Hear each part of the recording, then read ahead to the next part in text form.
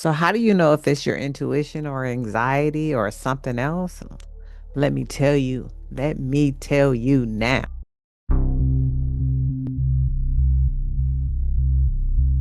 I've been utilizing my intuitions for a long time. This is a generational blessing and curse to a certain degree. My grandmother used to know exactly what I was doing and where I was when I was little. My mother did the same thing. She used to call and say, "You were in this house, it was this color, it was this, it was that." And I used to be like, "Why is she in my business?" It was very rare that I could just sneak around and do the things that I wanted to do when I was young because they always had this psychic ability to just know what I was doing. I didn't know if it was like mother's intuition or if it was psychic abilities. It was something.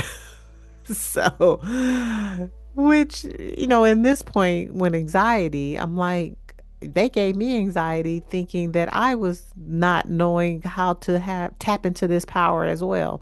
But in reality, I was already tapping into the power. I've always been a sensitive child. I've always carried this, even when I didn't want it. It was many times in situations that when my intuition spoke to me, and I didn't listen, and then I wouldn't say I regretted it, but I learned a lesson from it. And then it was other times where it was so wonderful to have an intuitive hit or a download, which can be two different things. It's granular. All of it comes from spirit. I mean, everything comes from spirit. Our language comes from spirit. We didn't invent anything. I'm just saying. We didn't invent anything. Everything comes from spirit.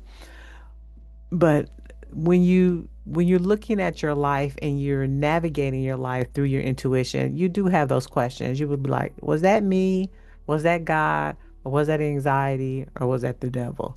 Or whatever you believe in, your ego, your lower self, all those good things.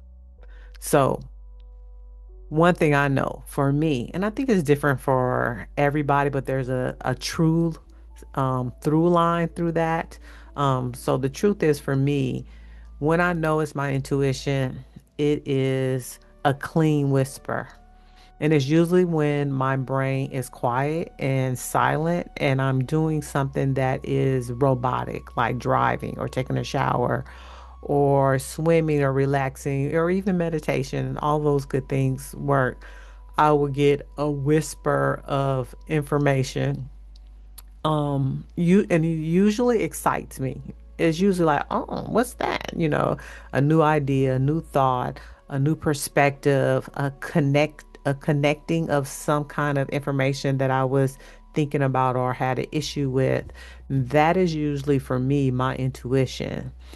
Then there's, let's say, anxiety, when I'm overthinking, when I've questioned my answers and I re-question the results and I do the what ifs and the coulda, shoulda, or maybes in my life. That's anxiety, and that's always future.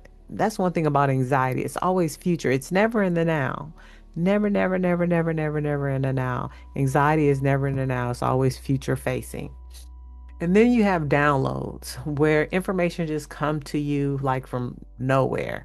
And you get this, it's almost like an electric high for me anyway. My truth is it's an electric high and you be like, "Oh my God, I'm the most brilliant person in the world." Because you got this epiphany or download about something and you're just like, "Ah." And those are the realms of when you're connecting with God or spirit or something like that. I always wondered how channeling worked in a certain sense, and I'm in a coaching container now with, um, well, I've been in another one as well, but I had one famous person that I was in a coaching container with for over a year, and I'm currently in a coaching container with someone who's semi-famous, definitely YouTube famous, and brilliant in her own right. And they talk about channeling a lot. And when I think of channeling, it's a whole different level than intuition.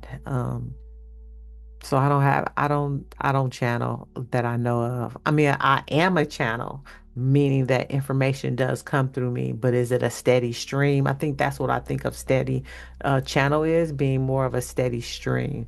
But going back to the original point of the video, how do you know if it's intuition or anxiety? Because see, I digress. So anxiety again is always future facing.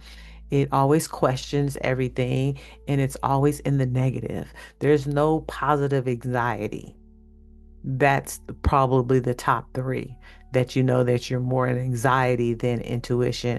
Intuition gives you a solid yes or a solid information, a piece of information that you can take to heart and you can feel it in your body. You have a peace, you have a calm, you have an acceptance, you feel like, all is well in that moment. And that's how you know when your intuition is working for you and not against you. But your intuition also protects you in other areas of life.